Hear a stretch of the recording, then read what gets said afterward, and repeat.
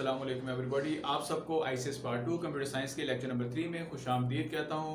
आज हमारा टॉपिक है developing a step wise approach to write a C program. It's a very important question according to long point of view from chapter number 8। अक्सर इस chapter में से ये long question जो है बोर्ड के एग्जाम में आता है। इसको हम प्रोग्राम लाइफ साइकिल भी कहते हैं।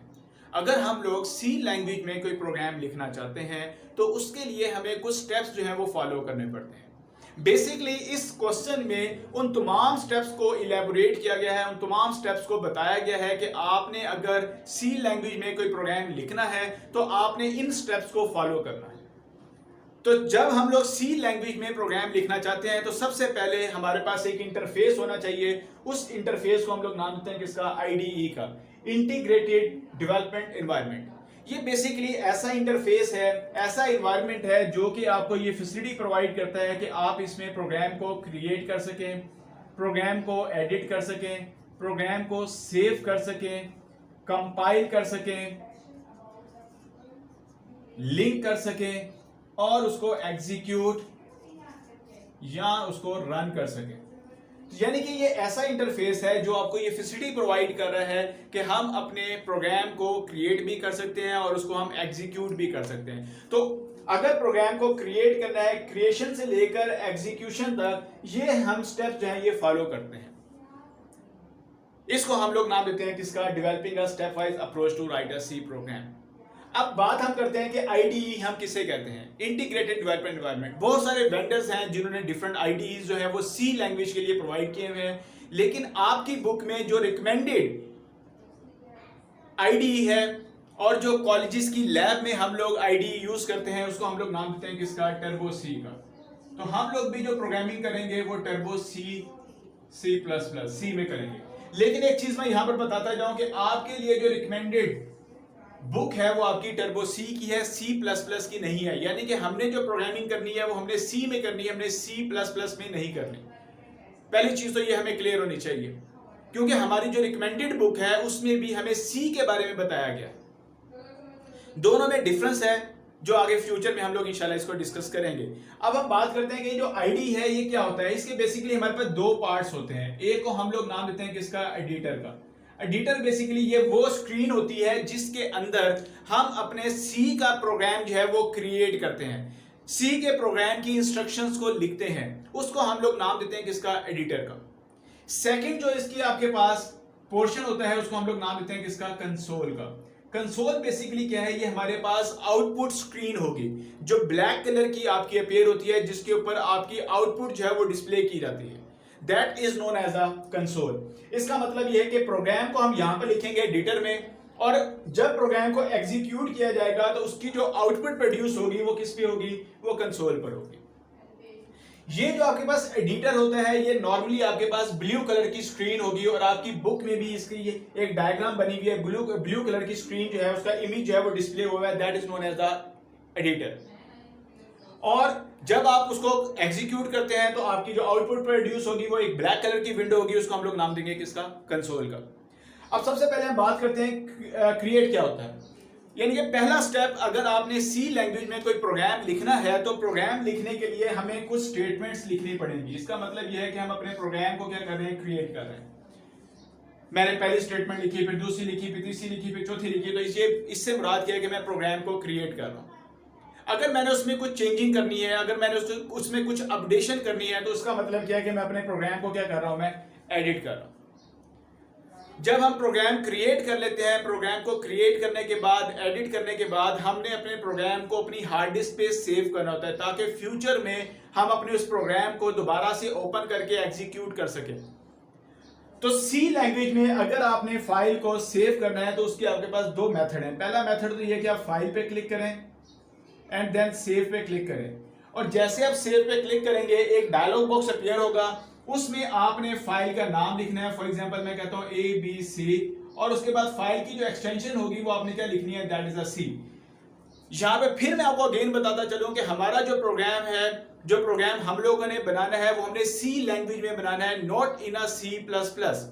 सी प्लस प्लस की जो एक्सटेंशन होती है वो .cpp होती है, लेकिन हमारी बुक में जो रिकमेंडेड कोर्स है वो किसका है, वो सी लैंग्वेज का है। तो इसका मतलब ये है कि जो प्रोग्राम भी हम सेव करेंगे उसको हम किसके साथ करेंगे, डॉट सी के साथ सेव करेंगे। ये फाइल का नेम होगा और ये फाइल की क्या होगी, एक्सटेंशन होगी। और एक्सटेंशन जो है ये बताती है कि बेसिकली ये किस सॉफ्टवेयर की फाइल है।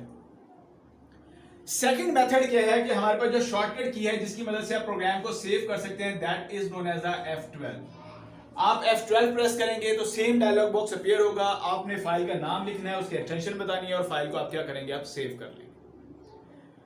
डिफरेंट सॉफ्टवेयर्स में सेव करने के लिए जो हॉटकी यूज की जाती है that is a control S, लेकिन टर्बो सी में इस IDE में जो हम लोग सेव करने के लिए हॉटकी यूज करते हैं that is known as a F12। तो ये अक्सर MCQs टाइप क्वेश्चन जो है ये आपसे पूछा जाता है एग्जाम में कि अगर आपने सी लैंग्वेज की फाइल को आपने सेव करना है तो उसके लिए कौन सी हॉटकी जो है वो यूज की जाती है, that is known as a F12। उसके बाद बारी आती है कंपाइल की। कंपाइल क्या होता है बेटे, हमारे पास जब हम एक प्रोग्राम लिखते हैं तो वो प्रोग्राम हमारा जो है वो क्या कहलाता है, वो सोर्स कोड कहलाता है। उसको हम क्या कहते हैं, सोर्स कोड कहलाते हैं। सोर्स कोड क्या होता है कि ऐसा प्रोग्राम जो हम हाई लेवल लैंग्वेज में लिखते हैं that is known as a source code. इस प्रोग्राम को हम लोग आसानी से अंडरस्टैंड कर सकते हैं, लेकिन हमारा कंप्यूटर जो है इसको आसानी के साथ अंडरस्टैंड नहीं करता। तो हमें अपने सोर्स कोड को क्या करना पड़ता है, कंपाइल करना पड़ता है। कंपाइल कौन करता है, कंपाइलर करता है। तो सी लैंग्वेज में जो ट्रांसलेटर यूज किया जाता है उसको हम लोग कंपाइलर कहते हैं। कंपाइलर क्या करता है, हमारे सोर्स कोड को कन्वर्ट करता है किसमें, ऑब्जेक्ट कोड में। और ऑब्जेक्ट कोड किस फॉर्म में होगा, ये मशीन कोड की फॉर्म में होगा। कौन कन्वर्ट करेगा, कंपाइलर कन्वर्ट करेगा। तो यहां पर आपके पास एक फाइल प्रोड्यूस होगी जिसको हम लोग नाम देंगे किसका, abc.obj, यानी कि ये हमारी सोर्स फाइल है। और जब कंपाइलर ने इसको कंपाइल किया तो कंपाइल करने के बाद उसने एक नई फाइल क्रिएट की जिसको नाम दिया किसका, ऑब्जेक्ट फाइल का, और उसकी एक्सटेंशन क्या थी, .obj। लेकिन अभी भी ये प्रोग्राम फाइल हमारी एग्जीक्यूट नहीं होगी, ये हमारी ऑब्जेक्ट फाइल बनी है। इसके बाद जो अगला स्टेप हमारे पास आता है उसे हम लोग कहते हैं लिंक। बेसिकली यहां पर हम लोग क्या यूज करते हैं, एक लिंकर जो है ये सॉफ्टवेयर है जो कि यूज किया जाता है। लिंकर इज अ प्रोग्राम जो कि लिंक करता है ऑब्जेक्ट फाइल को किसके साथ, लाइब्रेरी फाइल्स के साथ। लाइब्रेरी फाइल्स क्या होती हैं, ये बेसिकली ऐसी फाइल्स होती हैं जो कि सी लैंग्वेज में पहले से डिफाइंड है, यानी कि इन फाइल्स को हमने खुद से डेवलप नहीं किया, ये हमें लैंग्वेज प्रोवाइड कर रही है। उन फाइल्स को हम लोग नाम देते हैं किसका, लाइब्रेरी फाइल्स का। तो आपकी जो ऑब्जेक्ट फाइल है ये लाइब्रेरी फाइल्स के साथ क्या होती है, ऐड होती है, प्लस होती है, कंबाइन होती है और एक नई फाइल प्रोड्यूस होती है किस नाम से, abc.exe के नाम से। That is the executable file. ये कौन प्रोड्यूस करता है, ये लिंकर प्रोड्यूस करता है। किसकी मदद से, ऑब्जेक्ट फाइल को लाइब्रेरी फाइल के साथ लिंक करके वो क्या करता है, एक नई फाइल प्रोड्यूस करता है जिसको हम लोग नाम देते हैं किसका, एग्जीक्यूटेबल फाइल का। अब इस एग्जीक्यूटेबल फाइल को हमने क्या करना है, एग्जीक्यूट करना है। तो यहां पर हमारे पास एक प्रोग्राम यूज करते हैं जिसे हम लोग नाम देते हैं किसका, लोडर का। लोडर क्या होता है, loader is a program, loader is a software that loads the executable file into a memory, into a RAM. तो ये ऐसा सॉफ्टवेयर है जो कि हमारे एग्जीक्यूटेबल फाइल को कहां पर लोड करेगा, मेमोरी में लोड करेगा। उसके बाद हम लोग क्या करते हैं, अपने प्रोग्राम को एग्जीक्यूट करते हैं। तो जब आप अपने प्रोग्राम को एग्जीक्यूट करेंगे तो उसके अंदर जो इंस्ट्रक्शंस लिखी हुई हैं उसकी जो आउटपुट आएगी वो हमारी कहां डिस्प्ले होगी, वो कंसोल पे डिस्प्ले होगी। और इसको हम आउटपुट विंडो भी कहते हैं, it is also known as a output window. अच्छा, यहां पे मैं आपको बताता चलूं कि अगर आपने किसी प्रोग्राम को कंपाइल करना है तो उसके लिए जो हॉटकी यूज की जाती है that is known as a Alt+F9। और अगर आपने अपने प्रोग्राम को रन या एग्जीक्यूट करना है उसके लिए जो हॉटकी यूज की जाती है दैट इज अ Ctrl+F9। और अगर आपने अपनी आउटपुट विंडो पे वापस जाना है या अपने कंसोल आपने देखनी है, आउटपुट विंडो देखनी है, तो उसके लिए जो हॉटकी यूज की जाती है दैट इज द Alt+F5।